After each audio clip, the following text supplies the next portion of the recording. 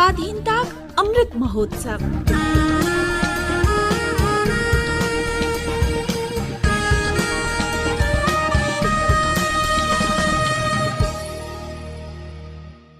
स्वाधीनताक यात्रा आकाशवाणीक संग एकटा राष्ट्रक जन्म।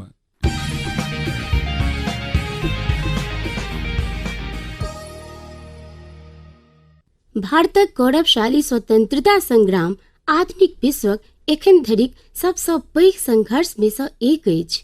आकाशवाणी अहाँ लेल प्रतिदिन एहि संग्रामक एकटा झलक लऽ कऽ अबैत अछि।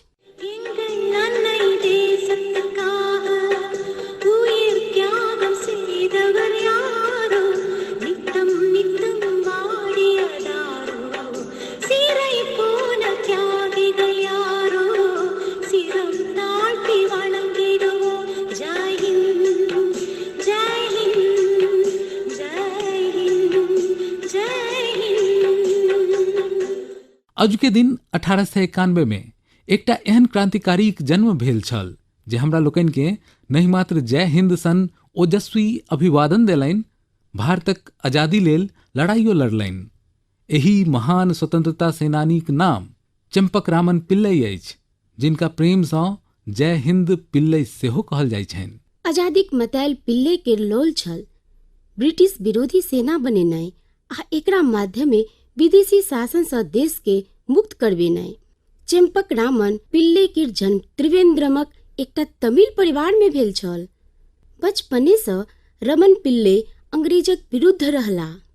स्कूलक दिन में ओ अपन स्कूल में जय हिंद आ जय हिंदुस्तानक नारा लगेने छलाह।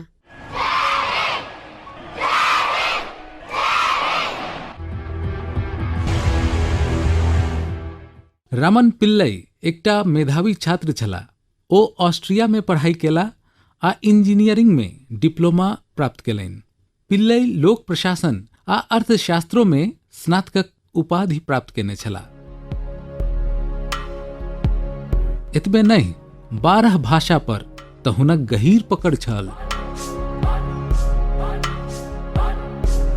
1914 में जखन पहिल विश्व युद्ध शुरू भेल तखन प्रवासी भारतीय क्रांतिकारी स्वाधीनता आंदोलन लेल जर्मनीक समर्थन हासिल करबाक प्रयास में जुटि गेल छलाह। ओहि क्रांतिकारी लोकनि में सँ एक पिल्लै सेहो छलाह। ये जो देश है तेरा, स्वदेश है तेरा, तुझे है पुकारा। एहि क्रम में क्रांतिकारी लोकनि ज्यूरिख स्थित जर्मन दूतावास सँ संपर्क केलनि। जखन सितंबर 1914 में इंटरनेशनल प्रो इंडिया कमेटीक गठन भेल तब पिल्लै अपने ओकर अध्यक्ष बनला। कमेटीक मुख्यालय ज्यूरिख में छल। पिल्लै ज्यूरिख सँ जर्मन अंग्रेजी मासिक पत्रिका प्रो इंडिया निकाललनि। ई भारतक वैश्विक दृष्टि के जर्मनीक सोझा रखलक। अक्टूबर 1914 में पिल्लै भारतक समर्थन में बर्लिन समितिक स्थापना केलनि। एकर अगिला साल ओ इंटरनेशनल प्रो इंडिया कमेटी आ बर्लिन समिति के मिला कऽ इंडियन इंडिपेंडेंस कमेटीक गठन केलनि। ब्रिटिश राजक विरुद्ध एकटा अंतर्राष्ट्रीय मोर्चा बनेबा लेल पिल्लै सन 1914 आ 1917 बीच एक संगे कएटा योजना पर काज केलनि। 1915 में काबुल में भारतीय क्रांतिकारी लोकनि अस्थायी सरकार गठित केलनि, जाहि में चंपकरामन पिल्लै विदेश मंत्रीक रूप में शामिल भेला।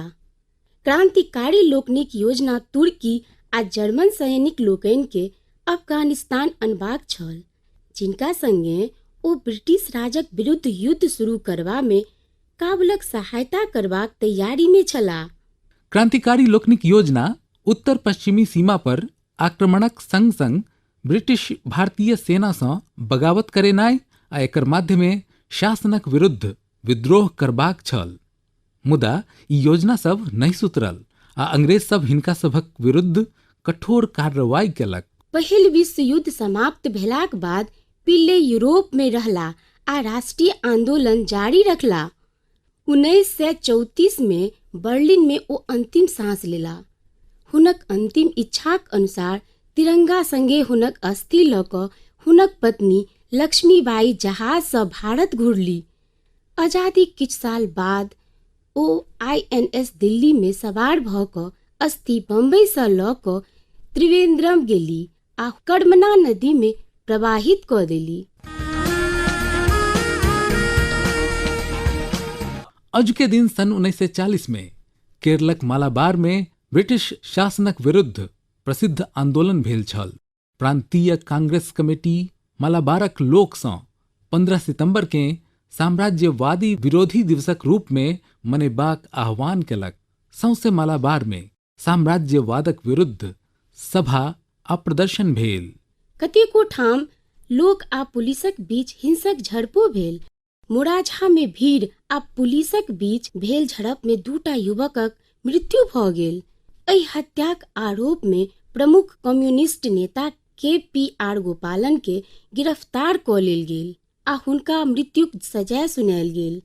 मुदा महात्मा गांधी आ आन नेता लोकनिक हस्तक्षेप सँ हुनका मृत्यु दंड नहि देल गेल।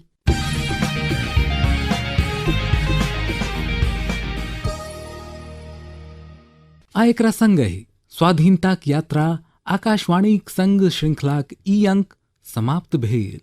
भेटै छी अगिला कड़ी में।